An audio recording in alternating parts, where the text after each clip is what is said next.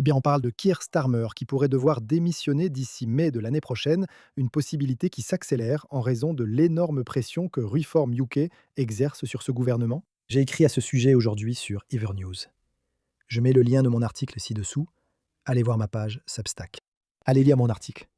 Nous pourrons rester en contact si vous vous abonnez là-bas sur ever.news.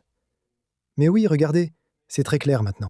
Il y a une réelle possibilité, de plus en plus évoquée, que l'actuel Premier ministre puisse être parti d'ici mai.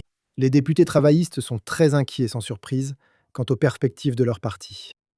Vous voyez déjà ici des collègues, les principaux députés d'arrière-ban, dire que nous faisons déjà campagne au nom de candidats potentiels à la direction.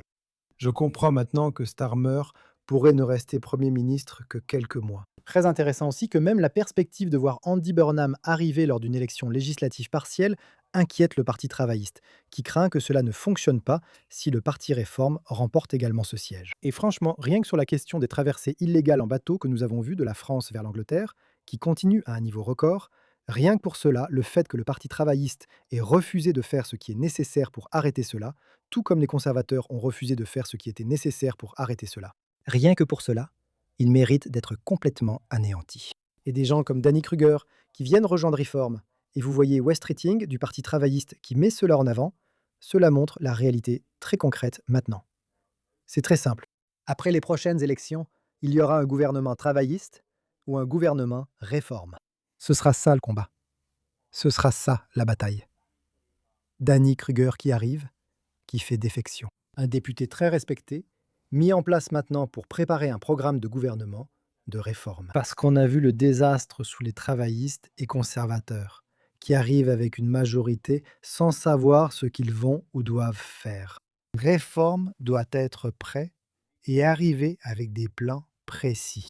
Et Danny Kruger, voici ce que nous avons dit aujourd'hui. Je suis honoré que Nigel m'ait demandé de travailler avec lui, avec Wazia Youssef, avec Richard Tice et nos autres collègues pour aider Réforme à se préparer à gouverner.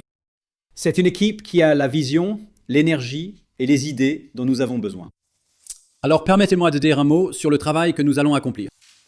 Cela va être difficile, car nous prévoyons des changements d'une ampleur que le système n'a pas connue depuis la création de la fonction publique moderne au XIXe siècle. Et ce travail va être difficile, et il sera combattu par le système. Ainsi, nous devons être radicaux, en nous opposant aux intérêts établis et aux responsables en place qui défendent toujours le statu quo.